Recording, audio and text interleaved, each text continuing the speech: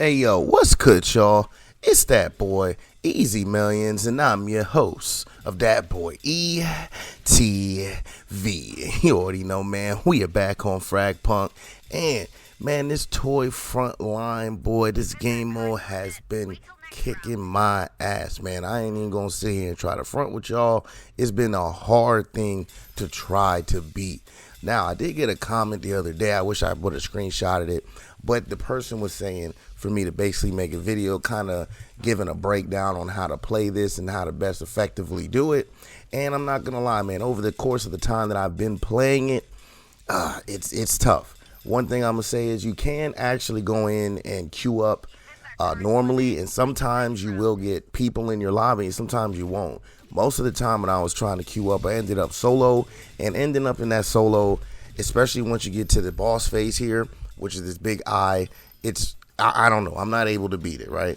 But here are some tips that I have come across that make it a little bit easier, or I found more success with. And the first one I'm gonna say is, again, try to do this in a group. If you don't have actual friends or people to just queue up with normally, your best bet is to queue up and hope and pray that you get a random in your lobby with you when you load up. As you load up on the screen where you choose your preset deck, or your preset deck, I believe it was called, at the top you have the 3 slots, and if someone happens to be in your lobby, you'll see them there. Now, I was waiting the full time before actually locking in to see if possibly, if you first load in and no one's there, if someone will come in later on. And both times that I did it, I can't lie, I didn't actually see someone come in with me, so I'm assuming that basically once you load in, if you don't see anybody in there, then you're pretty much going in solo.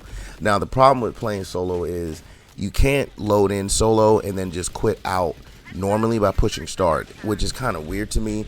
I understand if you have another player in the game with you that it wouldn't just let you quit, but if you're playing solo, I don't see why it just doesn't let you just back out the game and quit.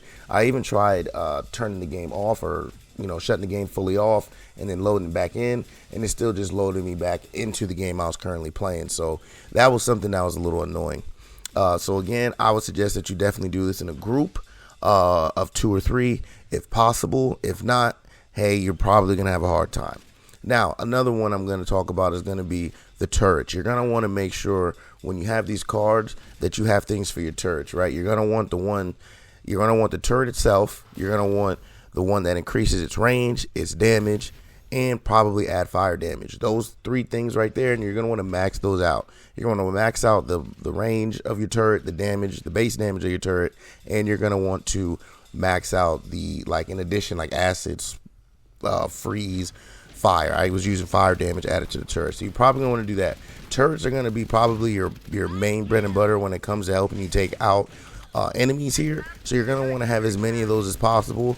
I would try to put as many of those as possible out, and again, don't put them on the floor. You want to kind of put them up in places where the toys aren't just going ahead and grabbing them. So again, you want to make sure you're getting your turrets and upgrading those. Another thing that I would suggest that you do is you want to get the card that allows you to replenish your ammo. Now, when I was playing solo, I noticed I was getting a lot more ammo reserves from the toys dropping them as I was destroying them. But in games that I had teammates, I didn't really see ammo being dropped. Now, that doesn't mean that my teammate might have seen them, and I'm assuming that if the teammate picks it up, that only that person specifically gets the ammo reserves. I feel like if ammo's on the ground and anyone picks it up, it should just go ahead and replenish everybody on the team. But I'm assuming that it only really works for the person specifically. So I would suggest that you do add the card to your deck that allows you to replenish your ammo for some of your points, because there's going to be times where you run out of ammo a lot, and that's going to be incredibly frustrating. Also, you're going to make sure you have a melee. But if you have this card, you probably don't need the melee because you can just replenish your own ammo. I would also have a card that replenishes your health. I tried the lifesteal card, but the lifesteal seems to be incredibly slow, and it didn't seem like I was able to stack it at all. So I would probably get the card that allows you to replenish a certain amount of health instantly, or get the cards that have you replenish health over time when you're out of combat, or just out of over time in general.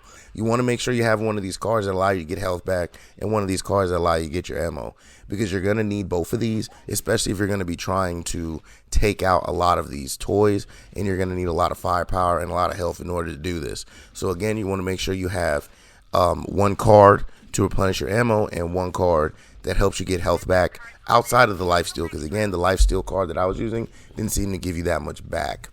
Now, when it comes to traps, 1 tower that I saw that was pretty good was like the ice tower that actually does damage and it slows the enemy. I would suggest you do that one, just because when it's slowing some of the enemies, that gives you more time to take them out before they actually get to you or to the core. So I would suggest you do things that do damage and slow. I didn't really see one that does damage and stun, but out of the towers, out of the fire tower, the acid tower, and the cold tower, I would suggest the cold one because it does damage and slows them at the same time. Now, for ground traps, I would suggest the meat grinder for about 1,000 points. Usually I was using the spike traps at first for 150.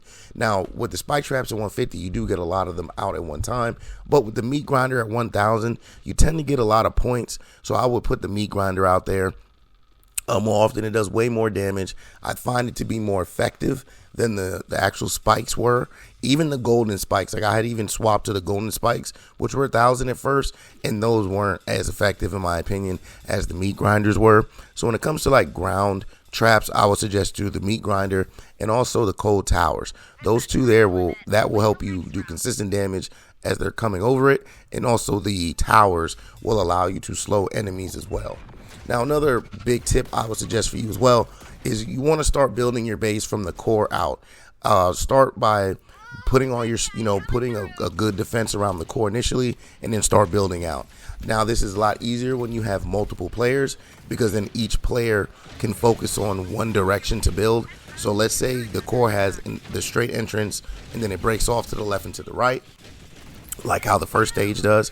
If you have multiple people, one person can focus on building defenses to the right while the other person does it to the left. So this is another reason why I'm saying you want to kind of go in here with multiple people, because being able to build defenses as a group is a lot easier than it is solo.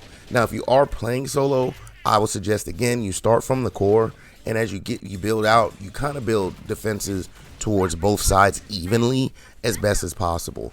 Now, I know this is going to be hard, and by doing this, you're kind of going to struggle, especially compared to like if you had teammates, the way your defenses will be. Because I'm telling you, if you have teammates, you will have way more defenses out, which will allow you to beat things like the final boss or keep a lot of these toys away from your core, especially near the later rounds where the toys get harder and more numbers.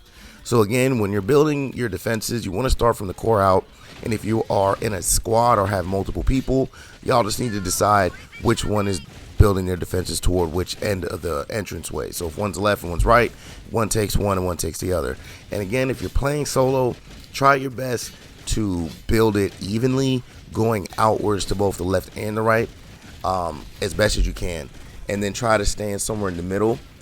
This way you can shoot to both sides. Now again, you're probably going to want to sit out a lot of these slow towers, these cold towers, things like that, to slow down these toys again, to keep them from coming to get you, man. But ultimately, man, that's pretty much all the real tips and tricks that I have so far. I'm still having struggles beating this boss here, so hopefully I get lucky here, or hopefully I just get a teammate, finally, that I can actually go in here and win with, man. But down in the comments, man, let me know, how are y'all still enjoying Toy Frontline, and do y'all have any tips and tricks on how to defeat this game mode, man? Let us know down in the comments, and let's get a conversation started, man. But until then, I'm gonna leave y'all off with the rest of the gameplay here in the background, and I hope y'all enjoy that, man. But as always, please like, comment, subscribe, follow, share, become a supporter, and catch me streaming on Facebook Gaming and Twitch at that boy ETV.